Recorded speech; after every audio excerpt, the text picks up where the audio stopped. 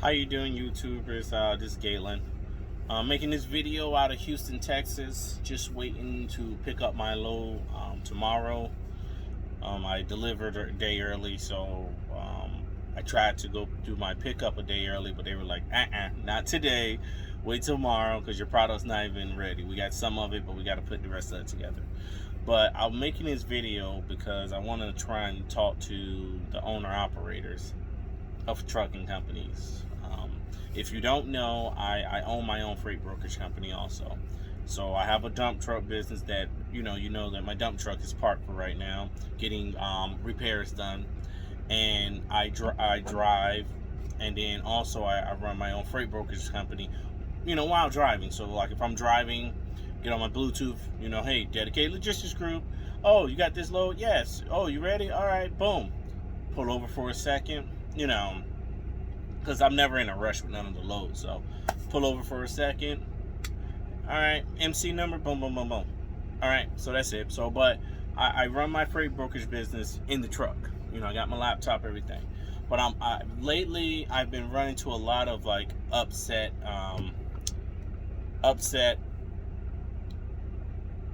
carriers, like guys. When I run the MC number, I see that they have one truck or maybe 3 power units or something like that. I want to try and talk to those guys in this video. Now some of y'all might be like, shut up, we don't care, we've been running this, I got 2 trucks and I've been doing good and blah blah blah blah. But now my fellow freight brokers may not want me to say this, but I'm not your average freight broker. I always said when I start this business, it's for the smaller carriers. What I mean by that is the freight that I use, I get a lot per month. So I get between 5 and I got as much as 35 in 1 month, and it pays fairly okay. And I've had to where one of the bigger carriers will be like, hey Galen, give me all of them. I got trucks there all the time. That's a dedicated lane we do. Give them all at this rate. I don't do that. Now, some freight brokers will be like, what? Here you go. Here's load 1, number 2, load number 2, load number 3, load number 4. Some brokers would do that, but me, I'm more worried about the smaller guy, the guy that got a little, and so I tell them like, hey, look, I've already moved it. Oh, I can give you Monday and Wednesday, but Tuesday, it's already covered. So I've been running lately I've been running into a lot of attitude. So like I see that rates are going down because of course diesel's going down, and like I have carriers, like I have my dedicated carriers that I know they're gonna take it here and there.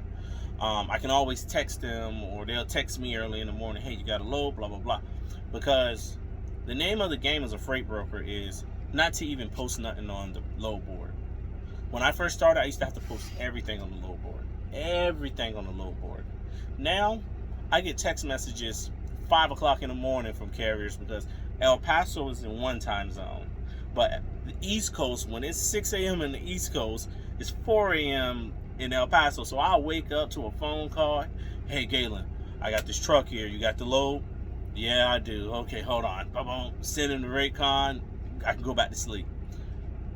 So that was the goal when I first started, was to get off the load board, to get carriers to text me. They text, now they're not texting my personal phone, but they text in my office, but I got it forwarded to my cell phone.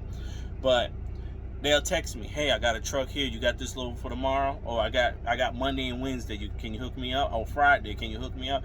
That was my goal, and I'm there, and I'm good.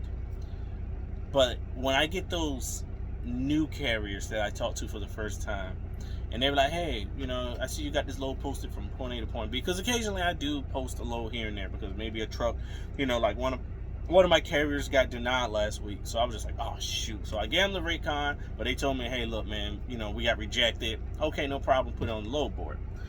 So they'll say, hey, hey, you got this load from point A to point B.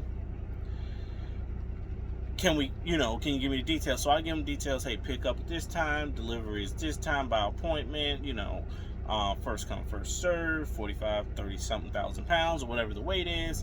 And then my rate is this. And they'll be like, So for example, I'll tell them, hey, the rate is $700. Oh man, give me $1,100. Man, I could do probably about $725, $750, or sometimes it's just firm. Oh man, y'all brokers are just trying to rip us off and rape us. I'm just like, whoa, time out, buddy. You gotta understand, like, you're not taking hazmat material. You're not taking this, and you're not going here. You're going to El Paso. You're going to New Mexico. You're going here. Like, you gotta know your lane. You know, you owner operators, you gotta know your lane that you're going. So everybody knows, like Florida. When you say Florida, if you've been in the trucking industry long enough, you know Florida, coming out of Florida, you break $1.25, kudos to you. You know, you're gonna come out 80 cents, 95 cents, $1.05. Everybody knows that. So you're not gonna go to Florida, come out of Florida, call a broker and say, oh, I want a load from Florida to Atlanta for $3,000. You're not gonna get that. All right, you're not gonna get that. But now, my fellow brokers might hate me for this. As an owner operator, you can do what we do. The goal of an owner operator should be cut the freight broker out the picture. So what do I mean by that? All right, I'm gonna give you an example of one of my lanes. I don't exactly. They're out of in Idaho somewhere, a chicken place, and they send me just a whole bunch of loads all the time. Now, let's just say, for example, they give me Idaho to McAllen, Texas, and they say, Galen, we're gonna give you we're looking for a truck, but we want to be around $5,000. I'm just throwing numbers out there. We want to be about $5,000 for this lane. Okay, all right. Now I gotta make 10%. All right, I gotta make 10% at least. I mean, I'm trying to make a decent living. I mean, okay, if I don't make 10%, if I can make at least $300, $200 for the lane, okay, I'll be happy. All right, so that means that I gotta move that load for $4,700, $4,800. Now you may be wanting $5,000, but because you use me, you gotta get $4,800. All right, maybe I might go in my pocket and say, all right, you know what, I can do $4,750, $4,850. All right, I make a $150 instead. But if you want that customer rate, you can do what we do.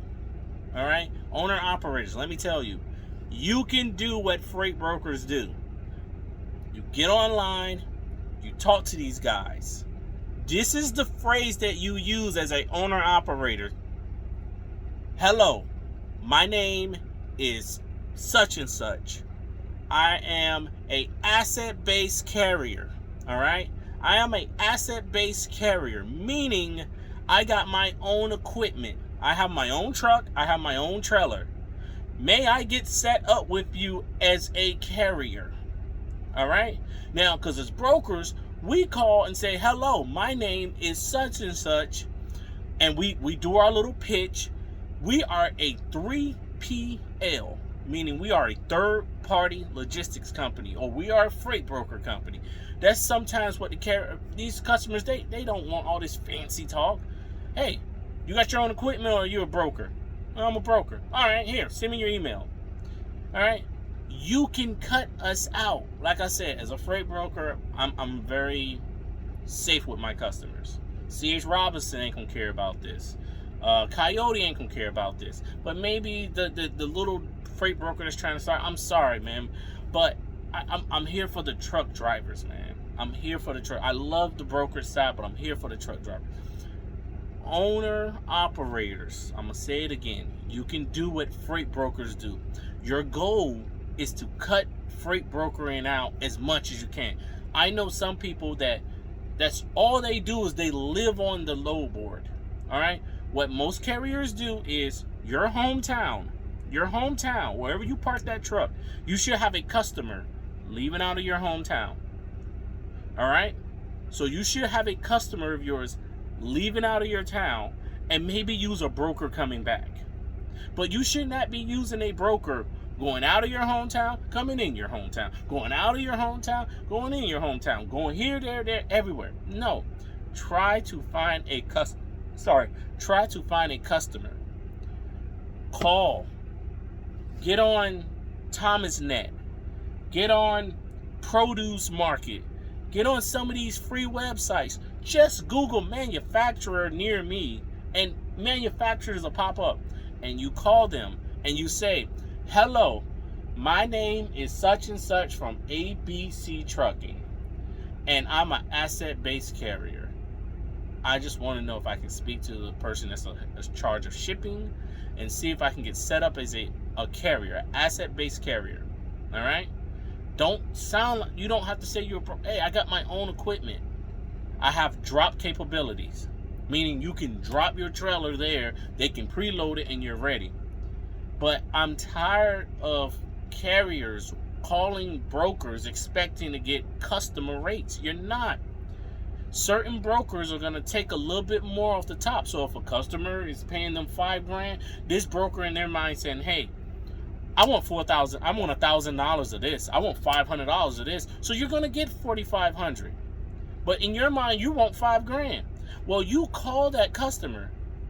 You call up there and say, hey, I got my own reefer. I got my own flatbed. I got my own dry van. I got my own step deck. I got my own whatever.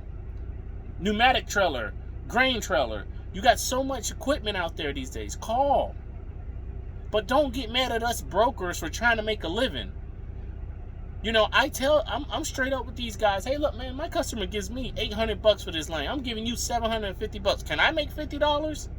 You know that I had a carrier literally say, man, just give me the whole $800. So what am I supposed to make a living on? How am I supposed to live? How are we brokers supposed to live? I love truckers. We have the most important job in the world. Like, don't let nobody ever tell you different. We have the most important job in the world. Not the United States, not in Florida, not in California, Arkansas, Oklahoma, Texas, not in the world. We have the most important job in the world. And I want to do what I can to help some of these carriers. But I can't sit here and my customer's giving me $800 and I can't give you $800. I use a factoring company. I got to pay them 2%. So they're cutting inside that $50. So now that $50 that I just profited is now $30. Or maybe, 46 and some change or whatever. But don't sit here and call and antagonize us and say, oh, well, y'all screwing up and raping us. It's like, come on.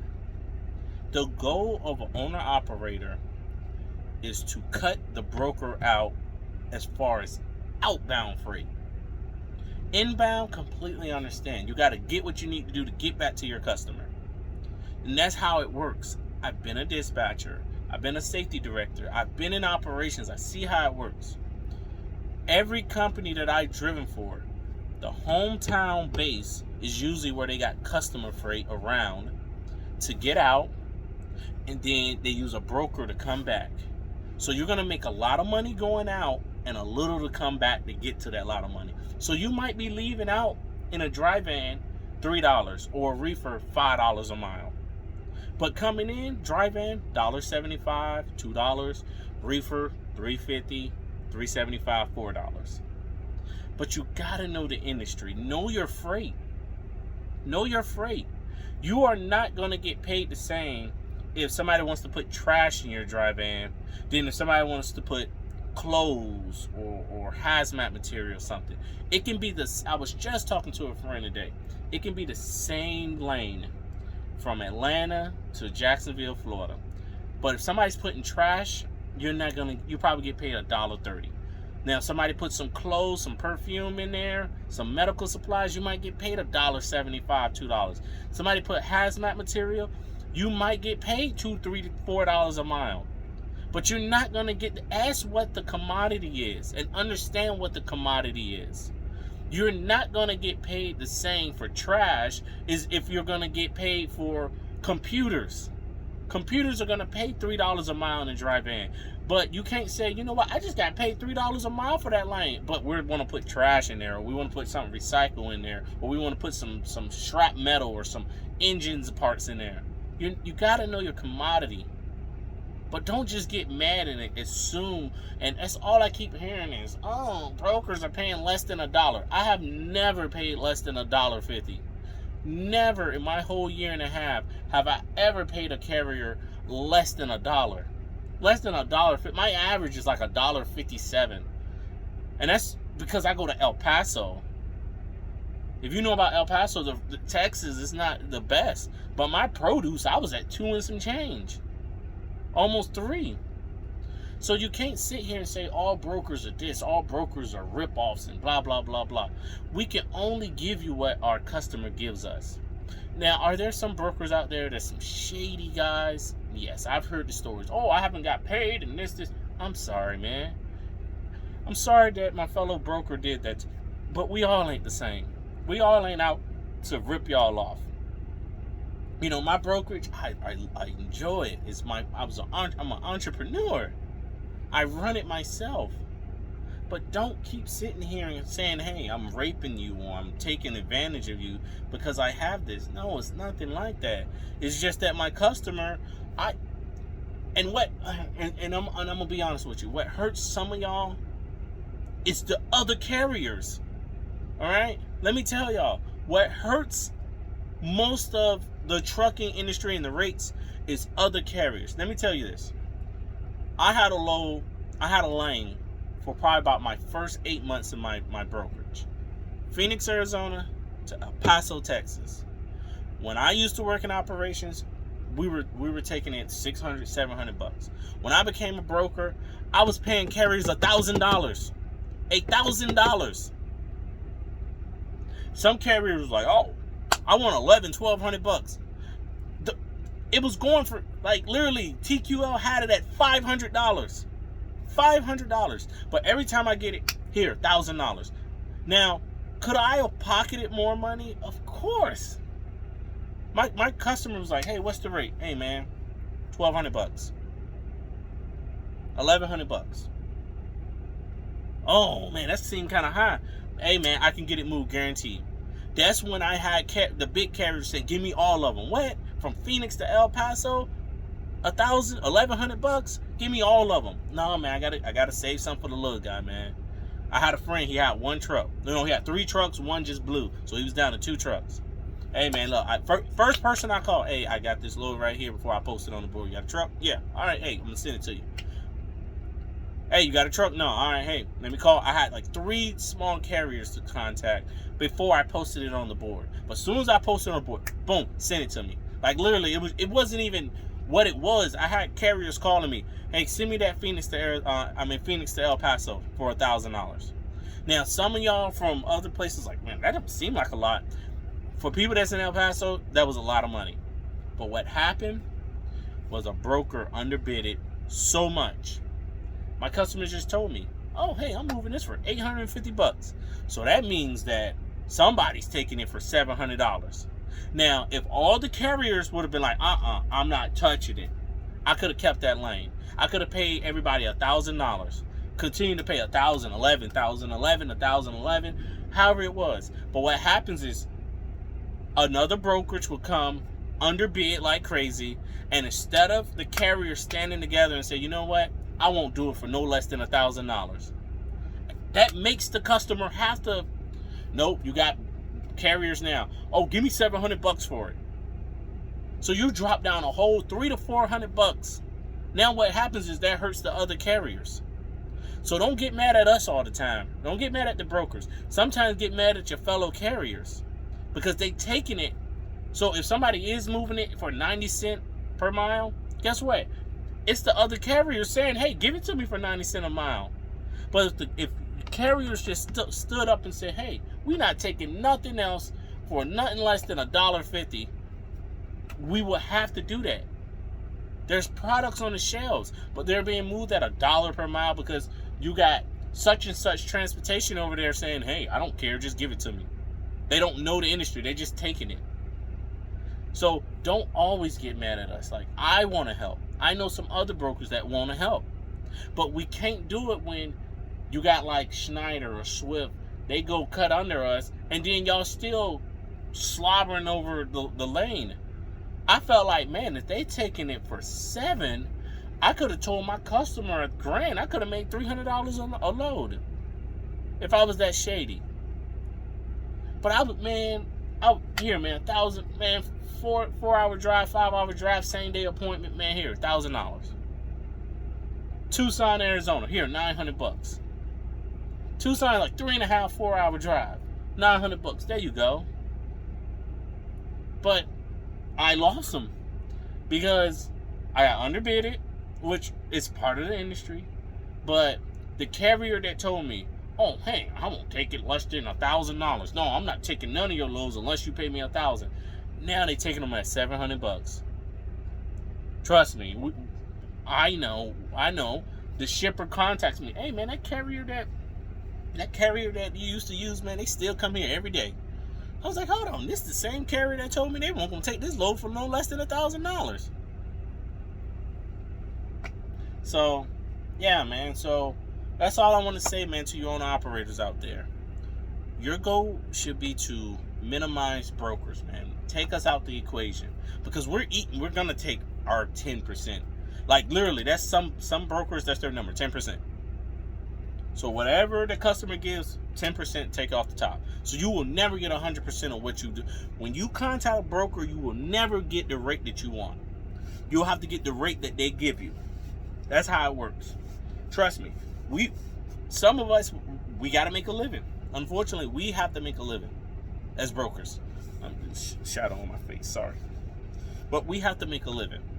I want to sit here and I want to help as much as possible, man. I helped some carriers, like I had one carrier say, hey, man, thank you so much. The guy that had 3, then his engine blew, he had 2. He told me, thank you so much, man. You are keeping me above water with these $1,000 from Phoenix to El Paso. Like, he called every week, hey, I got 3. Okay. Now, I could have been so shady and I could have ended my week on Monday. I could have said, what? You want all 5? Okay. Send them your way. Boom. My week done. But no, I waited till the small guy come. So some of us do care.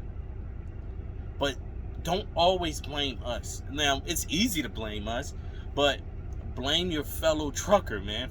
Your fellow carrier that's using his MC number to take a load for $1. So the load that you want for $1.50, $2, $3 a mile, thank the guy that's taking it for $1.05 a mile. Thank that carrier. Because if that carrier calls that broker and that broker gives them, hey, $1.05, man, bye. If every carrier do that, guess what? We got to raise the rate. We got to raise the rate. We got to raise the rate. Now, some customers just say, hey, I'll just leave it on the shelf. But some product got to move. Produce. Hey, man, I'm not moving this no less than $3 a mile. $3.50, $4 a mile. And then you hear these, I hear these, these truckers, at truck stops. Oh, I don't move nothing less than $5 a mile. And you're in a drive-in. Oh, that means you're using hazmat or you got customer-based freight. But if you're using a broker, everything in this country ain't $5 a mile. So, like I said, call. As an owner-operator, you can call. You don't have to call. Don't call the load that you just delivered, because then the broker can put you on Freight Guard and say, hey, this MC number here can call your customer and try and take them from you. No, but be creative. ThomasNet.com, ProduceMarket.com. All right? Are 2 websites I can give you that you can call. Produce Market will give you, just apples alone, 27,000 shippers you can call. And I'm not lying. Trust me, I got my customers through Produce Market. 27,000 just for apples. You call all of them, hey, asset base. Now, you will get hung up on. Know that. You're doing a sales call, so you will get hung up on. But call some of these shippers and say, hey, man, I got my own equipment. Trust me, shippers don't want to use brokers as much as y'all don't want to use They know, because they know they got to raise their rate a little bit because they're using a broker. Trust me. My customers tell me that because we have that relationship. I have a customer that will call me and we will talk for an hour. And he say, man, trust me, if I had enough trucks, I wouldn't even use brokers, man. He told me that. And I was like, man, I'm glad you don't got enough trucks. But don't sit here and assume that the only way to move freight or to move your truck is through a broker. No, call. Sales call. I got asset-based carrier. Use that term. Asset-based carrier, meaning you got your own equipment. Now, if you're power only, I'm sorry, but these are guys that got their own truck, own trailer. You will never get the rate you want using a broker. Call, negotiate. Hey, look, I got my own equipment. I can bid on it. You can bid on loads. Hey, you got it posted at $3,000. Give me 33. I'll take it. Oh, okay. Here, 33. Boom. Same thing that we do. Hey, I got a truck. They want to move it at 34. Boom. Give you your 3.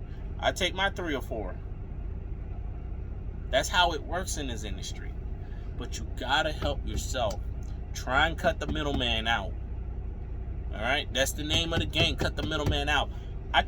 Trust me, I can cut the DAP board out. Only reason why I cut it out because some of the carriers I use are small. So I've had flat tires. I had trucks pulled over. I had trucks out of service. All that other stuff. So I can't 100% because it's just me. But like, I don't use the DAP board that much. I don't. I get text messages. Hey man, I got a truck here. All right, sending it your way. Have a nice weekend. Boom. Like, I'm done for the week. I had, not to lie, this week I had about 15 loads this week. I'm done. I use the same guys. They're not big. They got 20 trucks, 30 trucks or something like that. But hey man, next week they already asking about next week. I got right now 4 loads next week that need to be covered. But I'm pretty sure starting tomorrow I'll start getting calls on that. That's the name of the game. Cut the middleman out. I want to eventually cut the DAP board out. Save that $100 a month that I'm spending on the DAP board.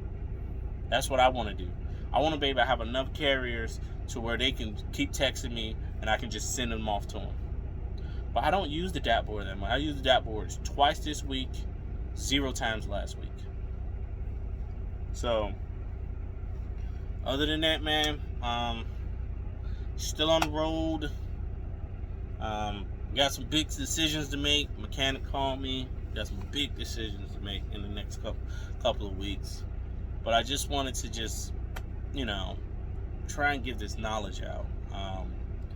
To my dump truck fans, I will make a video tomorrow. And I will teach y'all how to, because I get, how did you start off? How did you start off? I'll do that. But this was for my over-the-road guys, my 18-wheeler guys, the owner-operators for that. Cut the broker out. I'm a broker, and I shouldn't be saying this, but I love truck drivers, man. I will start saying this at the end of all my videos, don't never feel bad what you do. Truck drivers, no, we're not the coolest job. Women, oh, you're a truck driver, you're always on the road, blah, blah, blah, blah. But know that we are the most important profession. If somebody can put in the comments, oh, this job is more important than truck driving, other than maybe the president, which, matter of fact, without us, the president can't even drive. How they gonna get their diesel? How they gonna get their food? So yes, we are the most important job in the world. Somebody can put in the comments a job that's more important than truck driving, and I will explain to them why not. But no, truck drivers, I respect y'all because we are the most important profession in the world. The most important. The world does not go without trucks. And I know it's, we say that, but it's honestly true. Like, being on the road, I honestly see it. We can shut plants down. We can put companies out of business if we didn't. No. 5 days, I think it is. 5 or 6 days, the world would just be in complete chaos if trucks stop. All right? So know what you do is important, okay? Know what you do behind that wheel is very important. Let your kids know, let your family, your loved ones know, hey, I do, man, the most important job in the world. And I love it. All right? So, Other than that, subscribe, comment. You got anything to ask, put it at the bottom. If you got a job that you think is more important than truck drivers, let me know, and I'm going to comment and say, this is the reason why. Because the first one I got was, a doctor at a hospital. I was like, how do you think they get to work? A truck takes diesel, gas, to the gas station. No gas. How a doctor getting there? Please tell me. Helicopter? There's a truck that fills up a helicopter. How does that work? So, other than that, y'all be safe out there, man. Crazy world. Be safe, man. Be blessed. And talk to you later.